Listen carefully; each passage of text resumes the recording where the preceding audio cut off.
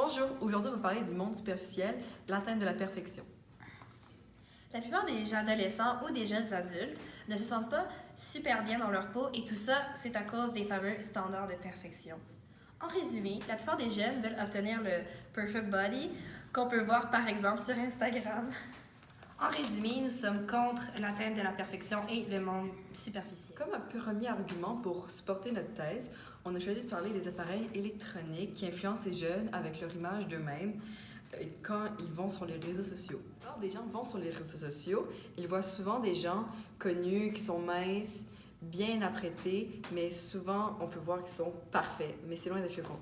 La plupart des influenceurs n'aident pas les gens à se sentir bien dans leur peau. Par exemple, Elisabeth Rio, Mark Fit, Pamela Reif et Logan Paul. Les influenceurs ont tendance à juste se montrer sur les réseaux sociaux selon leur meilleur angle. Alors, ils vont pas montrer leur vrai côté d'eux-mêmes, ils vont seulement montrer le côté qu'ils veulent montrer à leur femme. Les personnes vont souvent changer à cause qu'ils ont peur du jugement des autres, qu'est-ce qu'ils vont dire justement de leur apparence. Alors, ils veulent donc justement être parfaits, aussi parfaits que leur influenceur préféré et être acceptés par eux. Mais ces personnes-là, ces influenceurs, ne sont pas aussi parfaits qu'on pense. Ils cachent quelque chose chez eux qu'ils ne veulent pas montrer à leurs abonnés, un truc qu'ils n'aiment pas sur leur physique. Ils veulent atteindre justement une certaine atteinte de perfection qui, comme tout influenceur ou tel une personne normale avec ses amis, il y a tout le monde a son niveau de perfection qu'ils veulent atteindre selon ses atteintes, ses attentes et ce qu'il veut. Parler plus en profondeur des comptes Instagram, Elisabeth Rioux, une youtubeuse et une influenceuse très connue pour sa compagnie de maillot de bain, elle publie souvent sur Instagram des photos d'elle nue ou souvent avec peu de vêtements ou avec ses maillots de bain. Mais on peut regarder que sur ces photos, son corps est pas mal le physique que chaque jeune fille adolescente rêverait d'avoir plus tard.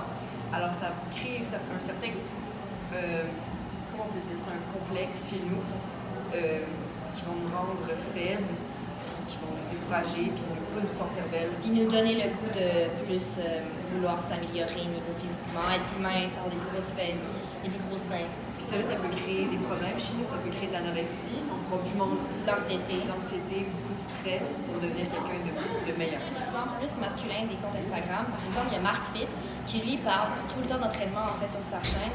Il parle pas vraiment des côtés plus sombres des suppléments, exemple des protéines qu'il pourrait prendre ou de les choses qu'il a moins envie d'aller s'entraîner.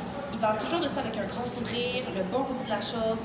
Il expose souvent ses muscles, genre il montre pas vraiment son avant-après, vraiment son avant-après. Il montre plus sa forme physique, puis comment faire pour s'entraîner. Ça ne nous dit pas justement qu'en dehors de son compte Instagram, de ce qu'il nous dit à nous, qu'il n'est pas une personne justement qui a peu de confiance en lui, puis qu'il n'y a pas nécessairement lui, il y a peut-être un complexe qu'il n'y a pas chez lui, puis il ne peut pas nous le dire. Tout le monde va, même lui chez lui, même si on voit qu'il est parfait, il va vouloir atteindre encore une coche de plus de perfection. Parce que la plupart des Instagrammeurs, influenceurs, ils vont tout le temps nous montrer le bon côté, que leur vie va bien, ils ne nous montrent pas les choses qui pleurent, les choses qui vont moins bien. Puis ils vont toujours, exemple, sur leur photo, ils vont toujours avoir un parfait, ils vont souvent utiliser Photoshop aussi. Ils vont être transparents avec nous puis nous le dire, mais ils vont quand même l'utiliser. Donc, dans un sens, peut-être que nous, des fois, on les idole, mais dans un sens, eux aussi sont comme nous puis ont des complexes. Donc, en résumé, la plupart des jeunes se comparent beaucoup avec des personnes connues. Cependant, aucun d'entre eux ne devrait changer leur apparence physique seulement pour leur ressenti. Pour le prochain argument, on va parler des magazines qui montrent souvent dans leurs magazines, justement, des mannequins parfaitement apprêtés, qui ne sont pas vraiment réalistes des personnes qui lisent leurs magazines. Édition Papier a réussi à prôner l'acceptation de soi, comme dans leur numéro 2, lorsque Cynthia Dulude a dit « Mais bon, elles vont toujours être là, aussi bien m'assumer comme je suis. » Pour parler plus de notre argument numéro 2, Édition Papier est un magazine qui prône beaucoup l'image corporelle différente, que ce soit avec des femmes qui n'ont pas de cheveux, des femmes qui ont des fois un peu plus un surplus de poids, qui ont des problèmes au niveau de la peau. Ils vont toutes les accepter et les démontrer sur leur meilleur jour dans leur magazine. Et pas juste montrer des femmes qui ont exactement le physique parfait, mais qui sont belles autant pour leur valeur intérieure et leur valeur extérieure. Comparé à d'autres magazines comme Vogue qui démontrent des mannequins peu réalistes, rejoint pas vraiment leur public. Pour le troisième argument, on voulait vous parler des sites de vente de vêtements. Donc, en fait, la plupart des vêtements sur leur site, ça ne représente pas vraiment des personnes réalistes et les tailles ne sont pas bien adaptées pour tout le monde. Par exemple, la compagnie Zaful ne démontre pas la diversité corporelle puis offre des tailles qui ne conviennent pas à tout le monde. Alors, ils vont rester, par exemple, de médium à XX small au lieu d'aller vers le médium à plus grand.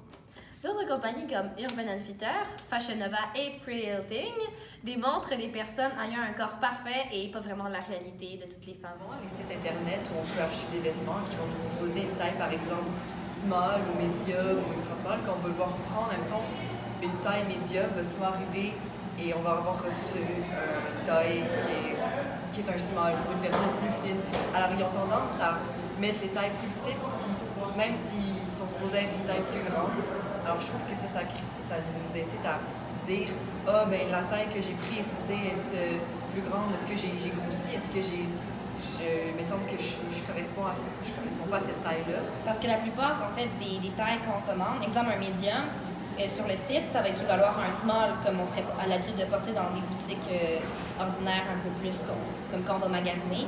Fait que dans le fond, ça peut créer un certain clash, puis tu te dis est-ce que j'ai grossi, est-ce que j'ai pris du poids comme Émilie l'a dit, puis ça nous incite des fois à perdre du poids puis à se remettre en question, puis ça nous met pas vraiment bien. Belle, puis encore plus mince. Ça nous met pas bien dans notre Alors, ces sites sur Internet devraient proposer plus de tailles et démontrer que sur le site, il convient tout à fait à tout le monde. En conclusion, la tête à la perfection n'est pas quelque chose de nécessaire dans la vie pour être heureux.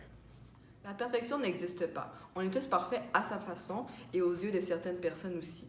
Alors pourquoi devrait-on se dire qu'il y a un certain niveau de perfection à atteindre?